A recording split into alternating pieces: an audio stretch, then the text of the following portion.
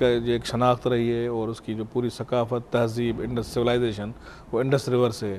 اور ہمارے جو ریورائن فارسٹ ہوتے تھے، کسی بھی ملک کا جو فارسٹ کوریج ہے وہ 25% ہونا ضروری ہے، لیکن انفارچونیٹلی پاکستان میں جو فارسٹ ہے وہ نہ ہونے کے برابر ہے. جو آفیشیل فگرز، مطلب ایسا تھا تو نہیں نا، پہلے ہمارے پاس بہتر تھی پوزیشن، لیکن over the period of time ہماری جو ڈفرینٹ سبب اسباب ہیں، جس میں کچھ نیچرل اسباب ہیں اور کچھ مین میڈ ہیں.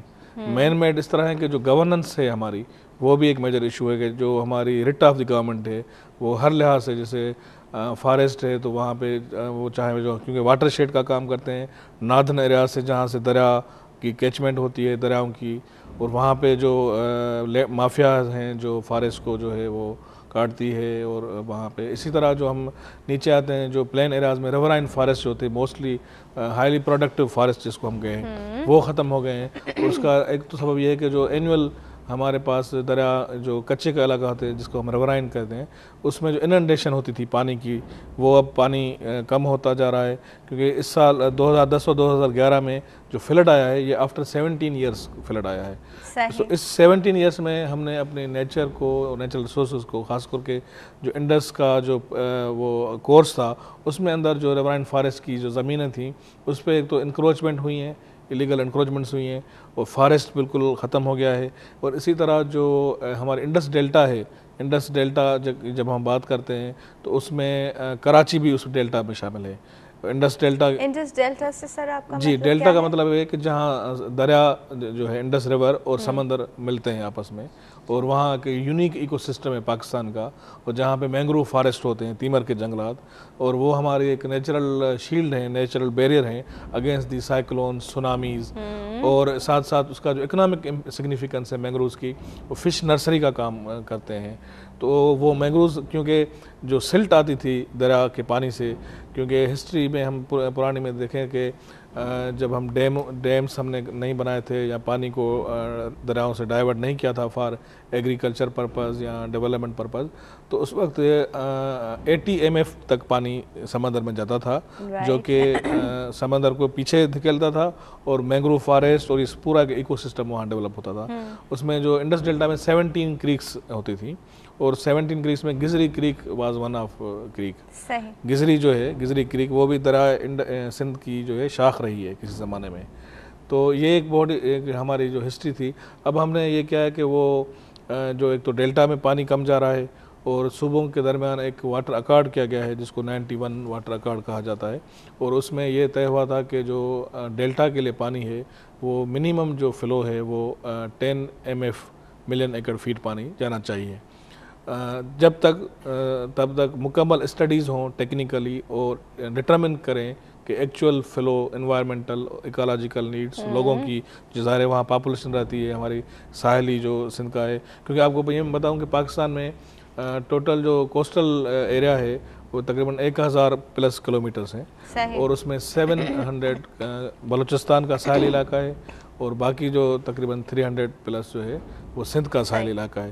لیکن ان ٹرمز آف پروڈکٹیو ہم کہیں جو اکنامک سگنیفیکنس، وہ سندھ کے ساحلی علاقے کی زیادہ ہے. جو ہم فش ایکسپورٹ کرتے ہیں، شرمپ ایکسپورٹ کرتے ہیں، اس حوالے سے.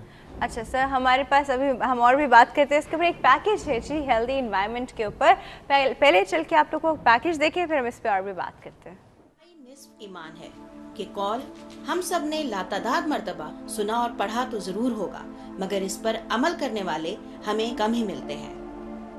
ہمارا ملک انگنت نعمتوں سے آراستہ ہے، جن میں سے ایک اس کی خوبصورتی ہے، مگر ہم اس کی خوبصورتی کو تباہ کرنے میں کوئی کسر نہیں چھوڑتے. ہم اس نظام کو تہس نہس کرنے پر معمور ہیں.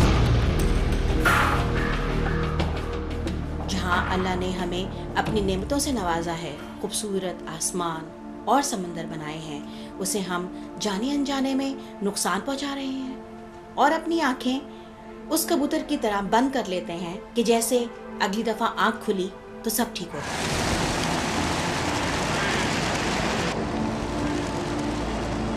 مگر ایسا نہیں، ہو وہی رہا ہے جو ہم کر رہے ہیں.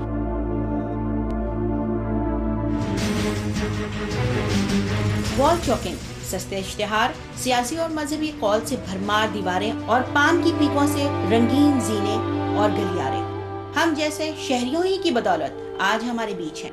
ये आप और मुझ जैसी आवाम ही के ऊपर है कि किस तरह अपनी सरजमीन को गंदगी से बचाया जा सकता है।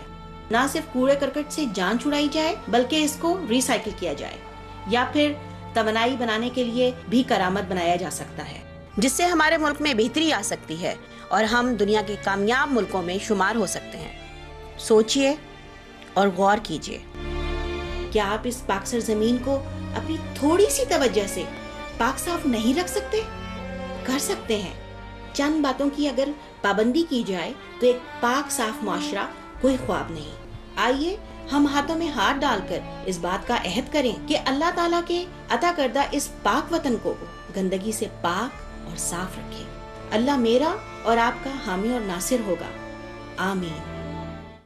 जी व्यूअर्स, अभी आपने एक पैकेज देखा हेल्दी एनवायरनमेंट के ऊपर कि किस तरह की हेल्दी एनवायरनमेंट होनी चाहिए।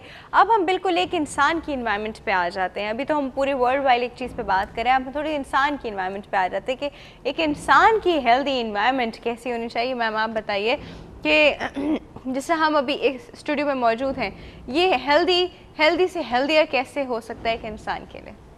अच्छा, एनवायरनमेंट जो है वो हर इंसान, जानवर या जो भी जीवित है उसके लिए बहुत इम्पॉर्टेंट है।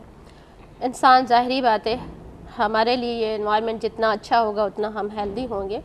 तो जहाँ आप रहते हो, जो आपका एरिया है, हम अच्छा एनवायरनमेंट किससे कह रहे हैं मैम? अच्छा एनवायरनमेंट का मतलब है कि आप जहाँ रह रहे हो वहाँ पे आपका जो इर्द गिर्द का माहौल है वो साफ़ सुथरा हो, ठीक है, धुआं और नॉइज़ पोल्यूशन, ये सारी चीज़ें कम हो, जो कि एक इंसान की सेहत पे बहुत असर करती हैं।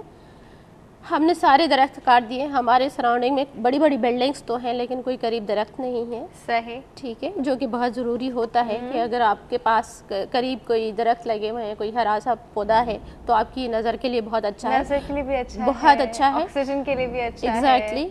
तो ये सारी ऐसी चीज़ें हैं कि अगर ये सारी चीज़ें नहीं हैं तो वो आपके सेहत पे बहुत बुरा नुकसान डालती हैं, जो कि आपको शायद एकदम से ये रियलाइज़ ना हो, but with the passage of time आपको बहुत एहसास होता है कि आप जिस एनवायरनमेंट में रह रहे हो वो कितना हेल्दी है। तो अगर आप अपने सराउंडिंग को साफ़ सुथरा रखते हैं, गंदगी से पाक करते हैं, कचरा नहीं होता, उसको ग्रीन रखते हैं, गैर ज़रूरी पानी का जो वहाँ पे है जिससे मच्छर, आलूदगी वो सारा होता है, वो नहीं है, तो आप खुद नोटिस करेंगे कि आप कितना हेल्दी होते हो। अभी भी हमारे अगर रूरल एरियाज़ के अंदर आप चले जाएं जहाँ पे बेहतर माहौल है, जहाँ पे दरख्त हैं, सही साफ़ सुथरा माहौल है, वहाँ के लोगों की हेल्थ और हमारे जो अर्बन एरियाज़ में लोग रह रहे हैं, जो आए दिन आप देखें हॉस्पिटल्स भरे होते हैं, क्यों भरे होते हैं? सही, इसलिए कि ज़ाहिरी बात है जिस एनवायरनमेंट में हम रह रहे हैं उसके बहुत सारे जो है पोल्यूशन की वजह से नुकसानात हैं जो कि हमारे हेल्थ पे ज़ाहिर होते हैं। अच्छा, एक चीज़ तो हमने इसको ग्रीनरी से रिलेट कर दिया कि ग्रीनरी जितनी होगी हमारी सराउंडिंग में उतना हम लोग हेल्दी फील करेंगे। और क्या चीज़?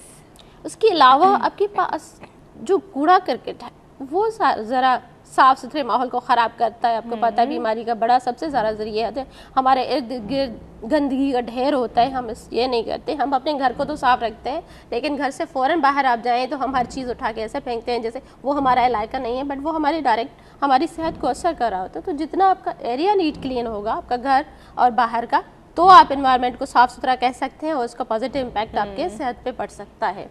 दूसरा ये होता है कि आपके शोर, नॉइज़ पोल्यूशन वो बहुत ही डिस्टर्बिंग होता है, जो कि आस्ते आस्ते आपके पूरे सिस्टम को वो ख़राब करता है।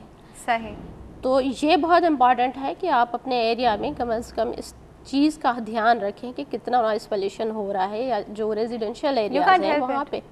आप तो नहीं हेल्प कर सकते, मतलब एक नॉइज़ पोल्यूशन है और हम लोग को समझ में आ रहा है बाहर से कार्स गुजर रहे हैं, ट्रक्स गुजर रहे हैं और ये आवाज़ होगी, या अराउंड में कहीं कंस्ट्रक्शन हो रही है ये आवाज़ होगी, आप क्या कर सकते हैं उसके लिए? बेसिकली हम जो कहते हैं ये कार कौन चला रहा है, हम ही चला रहे हैं, ठीक है, ये ट्रक कौन चला रहा है। इस तरह की पोल्यूशन में मैम हम अभी बात करते हैं, एक छोटे से ब्रेक का वक्त है व्यूअर्स, हम बहुत ही छोटे ब्रेक के बाद वापस आ रहे हैं, कहीं नहीं जाएगा, विल बी राइट बैक।